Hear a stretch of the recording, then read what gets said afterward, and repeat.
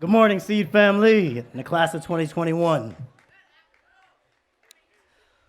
William Alexander Lester III was born in 1961 and graduated from Skyline High School in Oakland, California in 1979.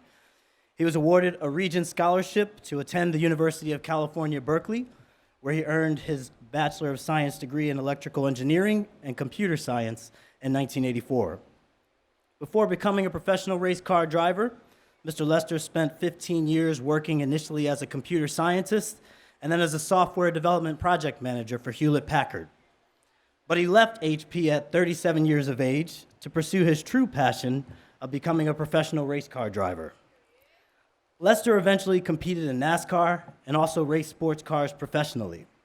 Over his 10-year career, he won over $2 million in prize money, drove over 30,000 laps, earned multiple podium finishes, led laps, and won. In 2012, Bill completed his stellar racing career by proudly representing Team USA during international karting competition. Bill enjoyed some significant honors and achievements during his racing career. While he was racing in NASCAR, General Mills featured him on Honey Nut Cheerios Collector Edition cereal boxes for 2 consecutive years. Lester also appeared on the cover of Black Enterprise magazine and had feature articles written about him in USA Today, the New York Times, and Car and Driver magazine, among many other publications. Lester also performed TV work while he was racing with a 2-year stint as a broadcast analyst for the Fox Sports South show called Around the Track, and later for the NBC Sports show called NASCAR America. Bill is now an author with his first published work, Winning in Reverse, having just released in February. A motivational memoir, the book identifies his 8 keys to successfully achieving his dream of becoming a professional race car driver that anyone can apply toward living their best life. In March, Bill returned to the driving cockpit, having initially thought his professional racing days were behind him. He competed in the NASCAR Camping World Truck Series race in Atlanta, Georgia, and it had been 14 years since Bill last raced a NASCAR vehicle, and at 60 years of age, he achieved yet another remarkable milestone. Ladies and gentlemen, it is my honor to now welcome to the stage Mr. Bill Lester.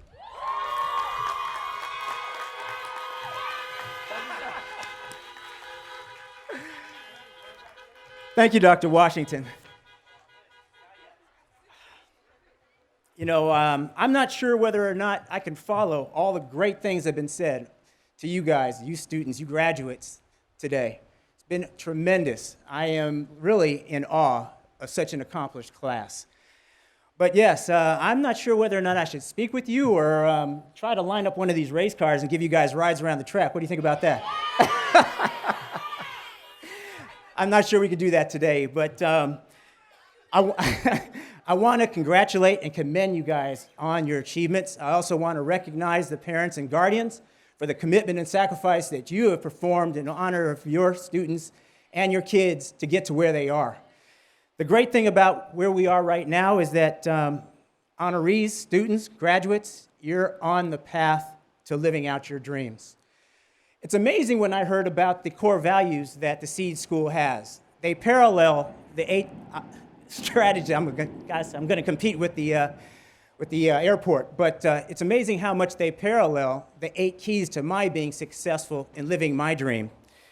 Things such as passion, enthusiasm, discipline, persistence, sacrifice, getting out of your comfort zone, gratitude, and networking. These are all traits and characteristics that allowed me to live my dream of becoming a professional race car driver. Now, this is something that I didn't know that I could aspire to becoming. I was exposed to racing at a very young age. Just shy of 8 years old, my father took me to a race, and that set the hook. But he took me to this race because when I was very young, my parents told me I never went anywhere without a Hot Wheels or a Matchbox car in my hand. And so they knew that maybe I would be a race car driver, but they didn't know how to get me there. Racing wasn't something that we did. I was out there with my friends playing stick and ball sports and just having a good time, but still looking at race cars and going, wow, it sure would be great to be a race car driver. But I didn't have that access to capital. All of my friends were, like I said, stick and ball athletes. Nobody had a go-kart. Nobody had that foundation by which to go out and race. But it didn't matter to me because I have a passion. I found a passion to become a race car driver because it's something that I thought about all the time. And so when I was growing up, I found out that I had not only the passion, but I exercised enthusiasm about becoming a race car driver. And I'll share with you something that I don't necessarily condone or advocate, but I was doing the Fast and the Furious before it was a movie, okay? I was doing all sorts of street racing and all sorts of things that I don't say I'm very proud of. And again, I'm not asking you or advocating that you do, but it was my means to an end. It was my way of exercising this thing that I found was my dream. It was my calling. And so somebody said, look, Bill, you're pretty good at this. You're beating everybody. But before you kill yourself or somebody else, take it to a racetrack. And I said, okay, that would be great. How do you do that? Well, it requires money. Getting money to do that was something my parents weren't going to support me in doing. They were like, son, we hope that you find something that allows you to go and get that, money so that you can get to a racetrack. And I was like, you know what? I'm going to find that. And so I was exposed to engineering. And so what I wound up doing is I applied to 3 colleges: Massachusetts Institute of Technology in Boston, Stanford, and University of California, Berkeley. I am a Northern California product, so Stanford and Cal were attractive options to me. But what I had to find out was which one was I going to, and my father gave me a proposition which made it a no-brainer. He said, look, son, you can either walk or ride your bike around the farm, which is Stanford University, or I'll help you buy your first race car, and you'll go to Cal Berkeley. It was a no-brainer, like I said. I was going to Cal. So what did I do? I applied to the College of Engineering. I got accepted. I got that Regent Scholarship, like you said, and I then proceeded to get my butt kicked for 4.5 years before getting that piece of paper. It required discipline for me to go to school, to class every day and work towards that goal. I knew what I wanted to do. I knew it was something that people of color didn't do. I was going to be a pioneer and a trailblazer, but that didn't matter to me. I didn't do it for that reason. I did it because it was my calling. I did it because it was the last thing I thought about at night. It was the first thing I thought about in the morning and all throughout the day. I wanted to be a race car driver. Then I wound up working for Hewlett-Packard as a summer intern for 3 years before getting my degree. And that kind of, let me know that, okay, I think I can do this. I think engineering is going to be okay. But when I got that degree and started working for Hewlett-Packard full-time, effectively the first thing I did was buy a race car. And it was no sooner after that than I became Northern California Rookie of the Year. Then I became Northern California Road Racing Champion for my division. And I thought immediately I was turning pro. Well, let me tell you, nothing could have been further from the truth, because in professional racing, not only do you need to have talent, but you have to bring a checkbook. How crazy is that? That's like telling LeBron James, well, look, LeBron, you can jump out of the gym, you got great handles, you're everything we need. Now bring a sponsorship and you can play basketball with us. That's the kind of scenario that professional racing is. And it's one of the major reasons why there aren't a lot of people of color that are in the sport, because they want to become race car drivers, but they're so discouraged and they're so knocked off their axis in terms of how hard it is to get there. It's not a sport where you have a stepping stone or a formal ladder, like going through Pop Warner football or whatever the, baseball or other types of sports ladders are. Motorsports, you can come with a checkbook and do it, believe it or not. But that didn't happen for me. So I thought that with the accolades that I got as an amateur racer, corporate America was going to come running. Corporate America did not come running. There was a lot of politics in motorsports. What I mean by that is that the people that make decisions, especially when I was racing, they did not look like me. They did not sound like me. And when they saw me, a lot of sponsorship opportunities I thought were going to come to fruition did not. That was discouraging, but I didn't let that beat me down. When one door closes, another opens.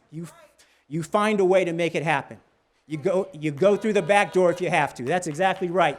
You don't commit. You don't give up on your commitment. You don't take no for an answer.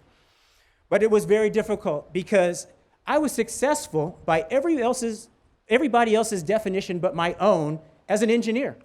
Within 4 years of being a software development engineer, I became a research and development project manager. So in other words, I was making a six-figure income. I was managing a couple dozen engineers. I had responsibility. I had wealth, quote unquote, but I was not successful because I define success as happiness. You guys must define what your own measure of success is. It's not how much money you make typically, but it's how happy you are going through each day. Are you fulfilled? That's what it is for me. Success is happiness. Am I looking forward to each and every waking moment? So I was willing to put all of that on the line. You know, I wound up getting married in the mid-90s to my wife, Cheryl, and she knew what it is I wanted to do with my life. She knew I wanted to be a race car driver, not be a quote-unquote successful engineer or project manager, and she supported me in taking a leave of absence from Hewlett-Packard and eventually, effectively, within 6 months, quitting, believe it or not, quitting a full-time job with all this stability and all these trappings to do something where I didn't know if I was going to be successful or not or make it. But I believed in myself just as much as I believe you guys believe in yourselves. You guys have proven that you can put your mind to something and accomplish it. This is proof positive right here. I believe that if I devoted my time and attention full-time to trying to make my dream a reality and becoming a professional race car driver, I could make it. And she supported me in that. But we had a plan. So don't let me give you the impression that you just can go out there and hope for the best. We had a 3-year plan. If I didn't achieve my dream of being a professional race car driver within a 3-year window, I was going back to corporate America, and that was the last thing I wanted to do. Fortunately, I didn't have to, because what we did is I took all of the people that I met along the way and encouraged and supported me, and I applied networking to helping them create opportunities and open doors for me. And I got in a situation with Dodge where they had a program where I didn't have to bring a checkbook. They said, we are going to support a driver that brings just their talent and their helmet and can demonstrate that they deserve to race full time. So I was in a gong show, what I call basically a gong show or a tryout, against a bunch of other drivers, and I got my opportunity to race full time right within that 3-year window closing. So my ship came in. I was very, very fortunate, very happy, because I did not want to look at the alternative. Now, also hear me clearly. I am not discouraging the profession of engineering. Engineering is a wonderful profession. I understand a couple of you graduates want to pursue engineering. It is a wonderful profession. It just was not my calling. You must know what your passion and what your calling is and pursue that. That's what it's all about. You have one life. It goes by quickly. So engineering is wonderful. I mean, when I got that electrical engineering, computer science degree, out of 600 students, and I was one of only a handful of African Americans who got it, my chest was out to here. I was out to here. So I was really proud of that. But again, for me, it was a means to an end. It was a tool. So one of the things that allowed me to race in NASCAR was to have to commit to moving to the Southeast. Here I am telling you I'm a Bay Area, Northern California product. And everybody who's on the, well, traditionally in the Southeast thinks that California is Baywatch, right? I think it's nothing but fun and sun and beach and all that kind of stuff. Well, no. Northern California wasn't like that. And it was a very different cultural environment for me to come to the Southeast. Here I am in a very liberal environment where people just say, call you by your first name. It's no ma'am, it's no sir, it's not yes ma'am, not yes sir. It wasn't Bible Belt. And here I come racing to the Southeast in NASCAR, an environment that has been referred to as one of the last bastions of white supremacy, believe it or not. Since 1960, there have only been 4 African Americans to race at the top level of the sport. Wendell Scott, Willie T. Ribbs, myself, and you guys might have heard of a guy named Bubba Wallace right now. He's carrying it now. 4 guys. So it's extremely difficult. But if you have determination and persistence, you can make it. So I came to the Southeast. I learned a whole new culture. I made it so that my teammates felt that I was part of a team, because I wanted to be a part of this team, even though I had nothing in common with them. That was a matter of getting out of my comfort zone, coming to the Southeast, learning what it's like to be a virtual good old boy, all right? I don't sound like a Southerner or a good old boy, do I?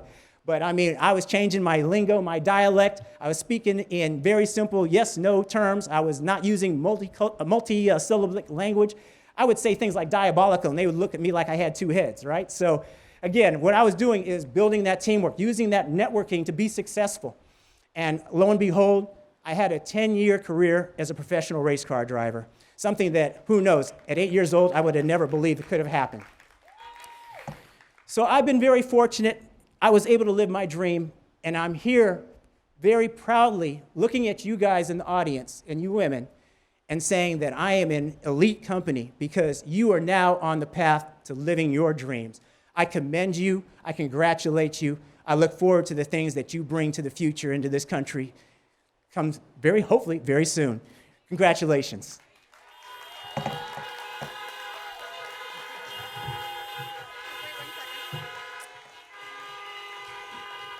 diploma. Mr. Lester, thank you for your words and for being here today, for your uplifting remarks, for modeling the purpose of passion in one's life, for breaking barriers and boundaries, and for motivating all of us to live our best lives. We thank you. The school leadership and the trustees of the Seed School of Miami would now like to present you with this honorary diploma and inscribe you in the Seed School's Book of Honor. Thank you very much. Thank you.